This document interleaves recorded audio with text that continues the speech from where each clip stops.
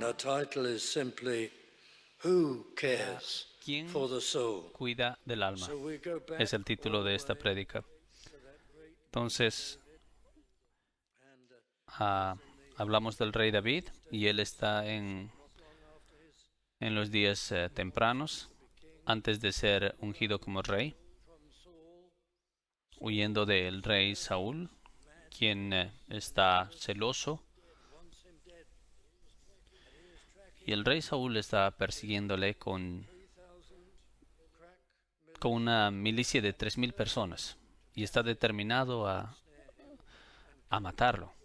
David La, seems unhelped los soldados de David pareciera que se sienten inhábiles.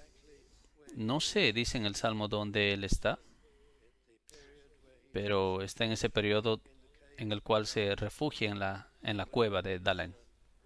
Posiblemente, o él está en el desierto, town, if you like, of the o en el pueblo de Chida, there was also a cave o tal vez estaba below gigantic cliffs en una cueva debajo de colinas muy grandes.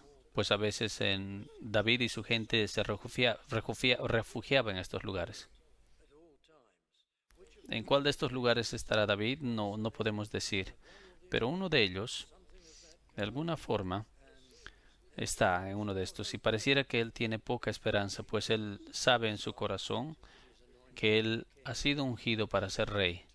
El profeta había dicho que pasaría y que sería de esta forma. Samuel lo había dicho el profeta. Y David sería rey y él reinaría for the Lord. para el Señor. Nevertheless, Sin embargo, hablando humanamente, grounds for being él tiene tal vez motivos para estar temeroso. cried unto the Lord Y él dice en el primer versículo de este salmo, con mi voz clamaré a Jehová, unto the Lord did I make con mi voz pediré a Jehová misericordia.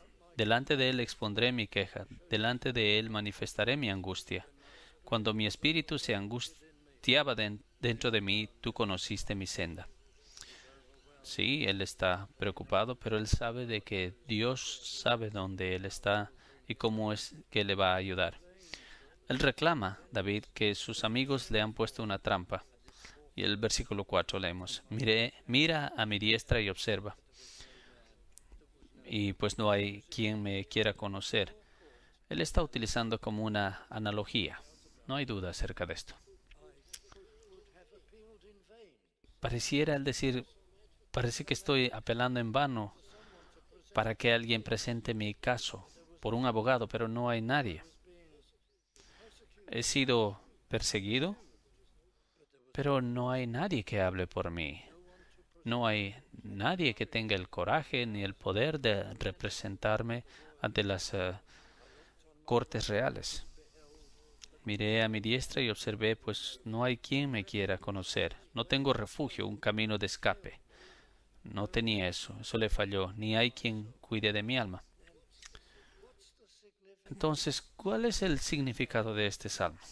Te lo diré. As David A medida de que David se acuerda su suerte cuando está siendo perseguido por el rey Saúl, él ve un paralelo entre esto y la búsqueda espiritual por Dios. Entonces, en la, como se llama este salmo, él da una instrucción reflectiva que nos dice que no tenemos que leer esto solo como historia, sino como una lección espiritual. David nos presenta su estado, su situación y su oración, y en cierto sentido esto tiene un sentido doble, porque le permite a David mostrarnos nuestra suerte espiritual y nuestro alejamiento de Dios y nuestra necesidad de llamarle a Dios, de buscarle y encontrar al Dios que nos conoce y que nos escuchará y nos bendecirá. Entonces es de esta forma que yo quisiera tomar estas palabras. Esta es la intención real del Salmo. Y cuán verdaderas son estas palabras al final del versículo 4. Ni hay quien cuide de mi alma. Y es verdad, pues nadie en este mundo se preocupa por tu alma. Aparte de la gente cristiana, obviamente. De la gente que ellos mismos conocen a Dios y se preocupan por las almas perdidas alrededor de ellos. Acá escuchamos la oración de David debido a su condición y estado. Pero a nadie le importa la vida o el alma. Este es un llamado esencial. Es la parte más importante de tu vida. Tu alma es tu personalidad. Tiene que ver con tu personalidad, con tu ser. Pero va mucho más allá. Tu alma también tiene tu facultad espiritual. Y esto es algo importante acerca del alma. Tu alma es el tú esencial. Es con esto que tú llamarás a Dios, si tú le llamas. Es con esta alma que tú tienes potencial espiritual y eterno. Tu alma es el elemento eterno tuyo. Pero nadie en este mundo, aparte de gente que en sí mismos conocen a Dios y caminan con ellos, aparte de ellos, nadie más se preocupa por tu alma. Piensa acerca de tu alma. La gente, por ejemplo, que escapa de Dios, viviendo solo por las cosas materiales y viven para las cosas de este mundo nada más. Pero piensa en tu alma y las necesidades de tu alma eterna. A nadie le importan estas cosas en este mundo. Hay gente que se preocupa por tu cuerpo y muy a menudo, sinceramente y con sentimiento. Hay personas que se preocupan por tus provisiones o nuestras provisiones como sociedad, hablando de una forma en general. Pero tu facultad más significante e importante, nadie, aparte de la gente cristiana, se preocupa por esta parte. Es una alma condenada que tú tienes sin Dios, pues sin su bondad y sin conocerle con Él ni caminar con Él, tu alma está condenada. Está yendo a la eternidad sin Dios. Piensa, por ejemplo, tú tal vez piensa, por ejemplo, si el cuerpo tiene un accidente, la gente correrá para pedir ayuda, pero si hay una catástrofe en el alma, a nadie le parece importar, ni nadie sabe cómo pedir ayuda. Si tú tendrías que ir y preguntar o reclamar acerca de lo espiritual, la gente pensaría que tú estás loco, pensarías que no, qué es lo que te está pasando. Es por eso que a nadie le importa de tu alma. Bueno, ¿a quién no le importa acerca de tu alma? Es obvio, primeramente el gobierno. A los gobiernos no les importa acerca del alma. Ah, ninguna, ningún partido político se preocupa tampoco. El gobierno tiene una política para tu alma, para las almas de los ciudadanos. No lo tiene. El gobierno no tiene una política para preservar tu alma o para presentarte a Dios o para que tú camines con Él. En realidad es al contrario. Hacen que cosas ilegales y pecaminosas que destruyen al alma. Y aunque necesitamos a los gobiernos y podemos tal vez apreciar a estos gobiernos, sin embargo, ellos no se preocupan de tu alma. La sociedad en general tampoco está interesada en tu alma. La cultura no está interesada en tu alma. Las universidades no están interesadas en tu alma. Entonces, a ti no se te puede presentar a Dios solamente a través de la educación. La teología podría tal vez introducirte a Dios si es que fuera eh, sana y de la Biblia. Pero con todo eso no te puede llevarte a Dios. Solo Dios puede hacer esto, a través de convertirte, volverte un creyente y que tú puedas buscar y encontrar a Dios. El hospital no puede ayudar a un alma a través de la medicación o de una operación. Un empleador, sin importar qué provisión tenga, no puede ayudar a tu alma. Un banco o una tienda grande no puede hacer nada por tu alma. Peor aún, ¿te preocupa a ti acerca de tu alma? ¿Te preocupa acerca de tu alma? ¿Qué es lo que está pasando con tu alma? ¿Si está siendo ejercitada o no? ¿Dónde es que te va a llevar en la eternidad? Pues esto es lo más trágico. cuando nosotros mismos no nos preocupamos acerca de nuestra alma. ¿Y por qué no nos preocuparíamos acerca de nuestra alma? ¿Por qué no te preocuparía acerca de tu alma? Bueno, en el caso de algunas personas, me atrevo a decir, es debido a que ellos son muy superficiales para pensar acerca del alma. Todo lo que ellos piensan es qué es lo que se puede tocar, ver, qué es lo que se puede obtener, qué se puede comprar. A ellos no les preocupa o piensan acerca de las cosas espirituales o las cosas eternas. Amigo, espero que eso no sea verdad de ti. Esa superficialidad de no pensar acerca del alma. Que nunca hayas pensado en el mundo en el cual tú encuentras o el cuerpo que tú ocupas, que nunca pensaste cómo es que estas cosas surgieron, que tal vez nunca pensaste acerca de la maravilla, del orden y de la organización de el cosmos, del mundo creado y aún de tu propio cuerpo. El detalle intenso y los sistemas que innumerables que conforman esto. ¿Acaso tú compras la idea de que todo esto ha pasado por pura suerte? Queridos amigos, espero que no haya nadie que sea tan superficial como esto, que piense que el accidente creó el orden, el detalle y las emociones humanas y todo lo que nosotros conocemos en esta vida.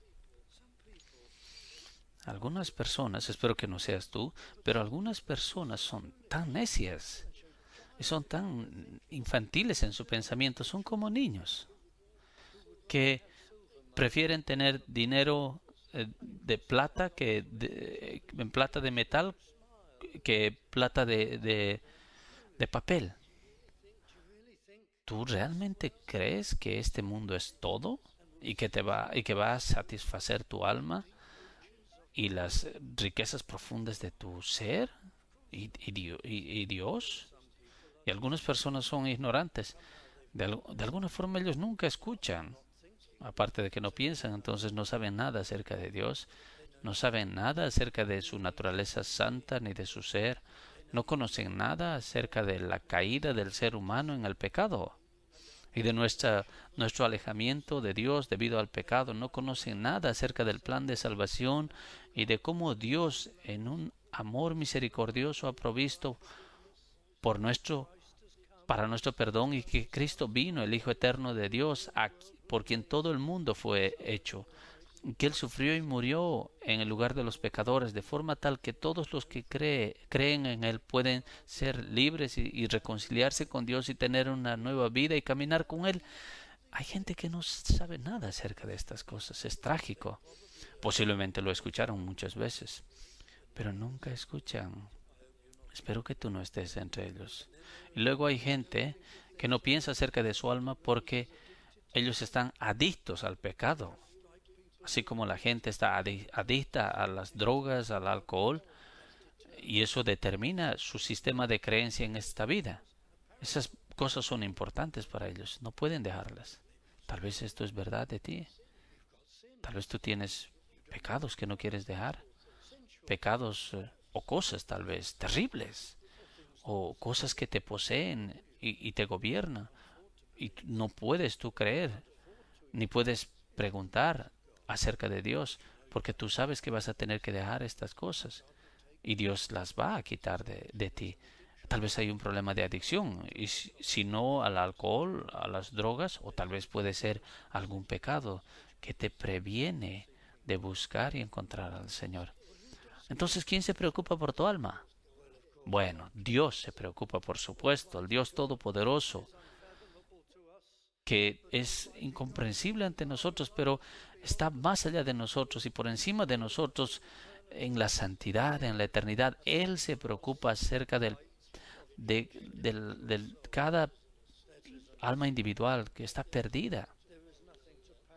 Eso es algo increíble. No hay nada que pueda compararse con Dios. Ningún gobernador terrenal o ningún grupo de personas se pueden comparar con Dios. Pues no hay ninguna persona que siente por ti como Dios, el Todopoderoso, el Altísimo, que Él se preocupa por cada alma. Y Dios, Por eso es que ha concebido un alma para la salvación de las almas. Dios ha concebido el alma que yo ya mencioné, que Cristo vendría, el segundo miembro de la deidad, y él sufriría y moriría por pecadores en la cruz del Calvario. Vamos a volver a hablar de esto, pero a Dios le preocupa tu alma, y él siente por ti y por tu suerte. La iglesia también le importa, obviamente la iglesia verdadera, gente que confía en Dios y cree en la palabra de Dios. A ellos les preocupa tu alma. Sabrás, a lo largo de los siglos del tiempo, en las iglesias se han orado por almas perdidas. Las iglesias han enviado misioneros. En tiempos pasados, ellos han arriesgado y han perdido aún han dañado tal vez su salud y han ido a lugares donde habían enfermedades y todo tipo de problemas para poder ganar almas. Misiones se han establecido. Las escuelas dominicales se han iniciado. A lo largo de esta tierra, por ejemplo, en el pasado, habían escuelas dominicales en cada ciudad porque a la gente le preocupaba acerca de las almas. ¿Tú crees que ellos solamente querían promocionar sus religiones y saturar a la gente con su religión? No, amigos, a ellos les preocupaba el alma de las personas y ellos querían presentarles y llevar la vida eterna y la felicidad a través de la palabra de Dios y del mensaje de salvación. Y la iglesia del Señor Jesucristo puede definirse como un esfuerzo masivo para ayudar a las almas. Entonces, la iglesia se preocupa por las almas y Dios siente y Él clama con las almas perdidas. Tú no tienes idea cuánta preocupación hay por tu alma perdida si tú nunca has pensado acerca de estas cosas tú mismo. Y Cristo vino. Déjame elaborar esto. Él fue a la cruz del Calvario. Este fue el evento más profetizado y más planeado en la historia del mundo. Antes de que el mundo fuera hecho, antes de que el hombre fuera creado, antes de que el hombre cayera del favor de Dios y le desafiara y le desobedeciera, Dios conocía todo esto y Él discernió de su corazón infinito de compasión el salvar a las almas. Personas innumerables a quienes Él les traería al punto de creer y de desearle. Y ellos dependerían de lo que Cristo hizo. Y Dios planeó el enviar a Cristo a este mundo. Es la Biblia. Si tú solo la conocieras. Si tú solo conocieras a la Biblia desde la primera página. ¿Qué es lo que el Antiguo Testamento, que es la parte más larga de la Biblia? Es el anunciamiento de Jesucristo, nuestro Señor y Salvador. Ninguna persona en la historia, porque Jesucristo era hombre, aunque era Dios hombre, pero ninguna persona ha sido tan anunciada y profetizada tan precisamente. En realidad, nadie ha sido profetizado modestamente en el pasado. El Antiguo Testamento es una gran profecía de Cristo. Dice al hombre su necesidad. Le dice al hombre acerca de la santidad de Dios. Le dice acerca de la misericordia y la bondad de Dios. Le dice acerca del pecado y cómo puede ser perdonado. Que Dios es santo. Que Dios no puede solamente obviar el pecado. Y que Él mismo tuvo que venir en la persona de Jesucristo para ser el representante del hombre y para tomar nuestro pecado en su cuerpo y para tomar o soportar el castigo por nuestro pecado. Cuando Cristo murió en la cruz del Calvario, no fue una muerte involuntaria. Jesucristo, nuestro Señor y Salvador, voluntariamente permitió que se le arrestara. Él tenía poder, como lo mostró en diferentes ocasiones cuando ellos trataron de arrestarle y tomarle antes de su tiempo en el cual tenía que morir. Y él podía prevenir que le crucificaran y mataran, pero el tiempo llegó cuando él lo permitió. Y él fue tomado, arrestado y fue tratado violentamente y fue latigado, fue insultado, humillado. Y entonces él fue clavado a la cruz del Calvario. ¿Y qué pasó en la cruz del Calvario? Bueno, tú sabes, él fue clavado, fue colgado en el calor del día y fue latigado Pero, ¿sabes? La sangre que corría de las heridas del cuerpo de Cristo, de sus manos y de su frente, de su cuerpo, el sufrimiento físico que él soportó fue real, fue terrible. Pero en realidad tú podrías decir, es como un símbolo de algo mucho más profundo que fue el sufrimiento real de Jesucristo. En las heridas de Cristo en la cruz del Calvario, tú no puedes ver de ninguna forma la totalidad de su sufrimiento ni el dolor que él soportó, sus aflicciones, a medida que él expió o quitó nuestro pecado. El castigo real fue invisible, fue el dolor de ser separado de Dios, lo que él sintió en su ser profundamente. Y es como si fuera, lo voy a embellecer, pero es como si Jesucristo, el Hijo de Dios, llamara a su Padre. Y esto obviamente fue organizado anteriormente, pero es como si él hubiese llamado a su Padre y le hubiese dicho, el pecado de este hombre, el orgullo de este hombre, el engaño de este hombre, la rebelión de este hombre, la violencia de esta persona, pon ese castigo de esta persona sobre mí. Y yo estoy diciendo que esta persona, la otra persona, lo estoy diciendo para ayudarnos a ver que Cristo sufrió conscientemente y personalmente por cada persona que cree en Él. Por cada persona. Él conscientemente tomó el peso de nuestro castigo. Pero no cometas un error. Esta persona y la otra. Él conocía a cada una de estas personas, pero en su mente habían billones de personas de todas partes del globo terráqueo, de cada nación, de cada tierra, de cada tiempo, de todos los siglos, todos aquellos que creyeron en Dios, en su misericordia, en Cristo, y por todos ellos Cristo sufrió por sus pecados. Y Él era Dios, así como hombre, y Él conoció a todos por los cuales Él murió, y Él lo hizo por amor. ¿Cómo podría pedirte que comprendas esto? Pues no puedo yo comprenderlo. Cuando tú piensas en Cristo, no pienses vagamente que Él sufrió heridas en sus manos y en sus pies. Date cuenta, amigo, que Él sufrió el precio y la penalidad por todo tu pecado si es que tú vienes a Él y le reconoces a Él y dependes de Él. Ese es el plan de Dios. Ese es el cuidado de parte de Dios para nuestras almas. Esos son los sentimientos en el corazón de Dios. El amor de Cristo, que Él conocía siendo Dios por lo que pasaría y la intensidad de este castigo incomprensible sin todo el vino.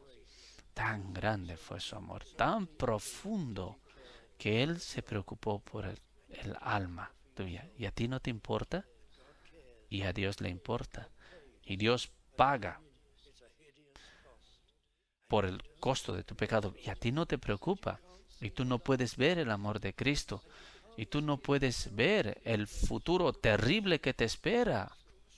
Tienes que verlo. Si Cristo vino de la gloria para pasar por todo esto, para librar a las almas, ¿por qué crees que Él lo haría? Porque Él vio el terrible futuro de las almas que mueren sin ser salvas. El futuro terrible de aquellos que nunca se preocupan por sus almas. Tu deuda a Dios estaba en la cruz del Calvario. El apóstol Pablo lo dice. Él lo pone de esta forma. Yo estoy crucificado con Cristo. Y uno de los significados de estas palabras es más o menos así. Yo estaba ahí. Obviamente Pablo no estaba en la cruz del Calvario, pero Pablo dice, yo estaba en esa cruz, aunque él no estaba. Pero su pecado de Pablo estaba en esa cruz, pues Cristo lo tomó en sí mismo. Cristo tomó el castigo del pecado. Que tú puedas también decir, podrías decir estas palabras preciosas, yo estoy crucificado con Cristo. Mi pecado o por mi pecado se ha pagado. Mi deuda se ha quitado. Y Dios me ha dado por mi arrepentimiento y por mi confianza en Él, una nueva naturaleza y una nueva vida. Queridos amigos, déjame volver al Salmo, porque quisiera llevarte por el Salmo a medida que concluimos. Fíjate el versículo 1. Con mi voz clamaré a Jehová. Es así como tú vienes a Cristo. La experiencia literal de David es un paralelo de lo espiritual nuestro. Con mi voz clamé a Jehová. Vienes a Cristo. Cuando tú vienes a Cristo tienes que preocuparte realmente. Yo soy ese pecador. Yo he pecado contra Dios. Yo merezco la condenación y el castigo. Entonces tú clamas al Señor. Al Señor. Él sabía a quién estaba orando David. Con mi voz clamaré a Jehová, con mi voz pediré a Jehová misericordia. El hebreo significa encorvarse. Cuando tú vienes y oras a Dios, te humillas. Oh Señor, dices, necesito salvación, necesito perdón. No merezco ninguna bendición tuya. Confío solamente en Cristo. Necesito solamente la gracia. Necesito la bondad y el favor. Entonces tú te postras, tú suplicas, postrándote como alguien que conoce o que sabe que no se merece nada y que solo es la misericordia y la bondad de Dios. El versículo 2. Delante de él expondré mi queja.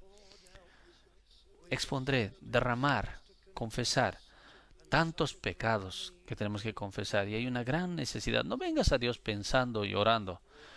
Oh, tengo un poco de necesidad. No soy una persona como debería ser. No digas así. Expón tu necesidad. Señor, yo soy un gran pecador. No me merezco nada. Perdóname. Derramo mi queja, mi petición. Delante de él expondré mi queja. Mi alma está muerta, Señor. Estoy destinado a la condenación y al infierno. Ayúdame.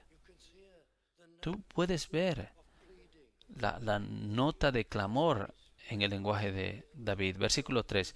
Cuando mi espíritu se angustiaba, dentro de mí tú conociste mi senda. Tú te das cuenta que Dios te conoce y sabe lo que tú has hecho. Sabe el tipo de persona que tú eres. Entonces anda a Él como alguien de quien nada está oculto. Eso es el arrepentirse sinceramente y pedirle que te bendiga. El versículo 5. Clamé a ti, oh Jehová. Dije, tú eres mi esperanza y mi porción en la tierra de los vivientes. La palabra dije, aunque es un tipo de afirmación o profesión, aún una promesa. Y es como si tú fueras delante del Señor y dijeras, yo estoy seguro de esto, que tú eres un Dios que perdona, un Dios lleno de misericordia, y que yo soy un pecador que necesita ser salvo. Y si yo vengo, seré perdonado y salvo. Tú vienes creyendo. Esta es una afirmación. Clamé a ti, oh Jehová. Afirmé. Tú eres mi esperanza. Nadie más. Y mi porción, pues no hay nada mejor que Cristo. No hay nadie más precioso que Cristo. El versículo 6. Escucha mi clamor, porque estoy muy afligido. Soy un pecador bajo la condenación. Voy a ser castigado eternamente. He fallado en mi vida espiritual. He desobedecido a Dios y no le he alabado ni le he adorado. Estoy muy bajo. Líbrame de mis perseguidores. ¿Quiénes son Satanás? Las tentaciones, porque son más fuertes que yo. Tú necesitas una nueva vida, una nueva naturaleza. Saca mi alma de la cárcel, para que alabe tu nombre. Me rodearán los justos. Si yo podría ser un miembro de la familia de la gente redimida de Dios. Eso es lo que tú tienes que orar. Y decir, si yo pudiera estar en la compañía de los que van al cielo. Y aún ser un miembro de la iglesia que cree en Jesucristo y que le sirve. Me rodearán los justos, porque tú me serás propicio. ven a Cristo creyendo en sus promesas. Venid a mí todos los que trabajan y están cargados, y yo os daré descanso, dice el Señor Jesucristo. Entonces tú te tienes que arrepentir, pedir por una nueva vida, por la salvación, y tú tienes que creer y entregarte a Él. Así es como vienes a Cristo. Está todo en este salmo. Queridos amigos, tú sabrás la historia típica del niño pequeño. Y creo que hay muchos niños pequeños que posiblemente han hecho esto. En los días cuando esto pasó, este niño, en el tiempo de tal vez Navidad o su cumpleaños, el niño perdió su temperamento y no podía y no pudo controlarse. ¿Qué es lo que él hizo? Él se puso furioso y rompió el tren que se le había regalado. Qué cosa más terrible el hacer. Y después, un poco más tarde, se dio cuenta de lo que había hecho. Y él estaba inconsolable. Y lloró, y lloró, y lloró, y se sintió tan triste. Pero hay una narrativa en la Biblia que es similar a esto. Solo que este es un hombre joven. Tú sabrás, Iso y Jacob. Y tú sabrás esa narrativa tan profunda. Cómo es que Iso vendió que era su derecho de nacimiento, que eso le correspondía ser el cabeza de su hogar. Él vendió su primogenitura. Y después, años después, la primogenitura pasó a su hermano menor. Y él estaba inconsolable. Y él lloró y lloró, lágrimas agrias, como ese niño pequeño que había roto su tren. Que no sea así contigo, amigo. Cuando llegues al final de tu vida y descubras que tú destruiste tu vida, que lo tiraste y que pisaste a tu alma y que tú te vendiste baratamente por unas cuantas cosas terrenales pasajeras y pequeñas, y entonces será tarde, pues tú habrás perdido tu alma, habrás perdido la eternidad, habrás perdido una vida de caminar con Dios, con el Señor, y cada cosa preciosa, y entonces habrá tristeza y dolor. Amigos, no repitan esta historia del niño pequeño, la historia de Esaú, la historia de miles de personas en diferentes formas, y aún más trágicamente, la historia espiritual de millones. No lo repitas. Este es un salmo maravilloso para mí. Ningún hombre se preocupa por mi alma, pero Dios se preocupa y Cristo se preocupa, y Él vino y sufrió y murió por tu alma, y Él salvó a millones y billones. Y muchos de nosotros en iglesias venimos y tratamos de hablar y clamar contigo y razonar contigo. No pisotees a tu alma. Nos preocupamos por tu alma.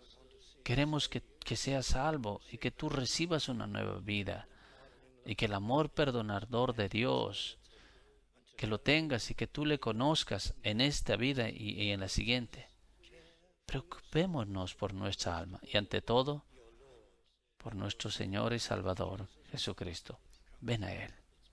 Oremos juntos. Oh Señor Dios, Padre Celestial, contémplanos y ayúdanos. Bendícenos en esta noche. Señor, no permitas que nadie en este lugar trate ligeramente los asuntos del alma, que se aleje de esta provisión maravillosa para las almas que están manchadas con la culpa del pecado. Pero este mensaje que Cristo perdona. Señor, te pedimos que en esta noche abras ojos y que permitas que ellos puedan venir a Él. Te pedimos por Él. Amén.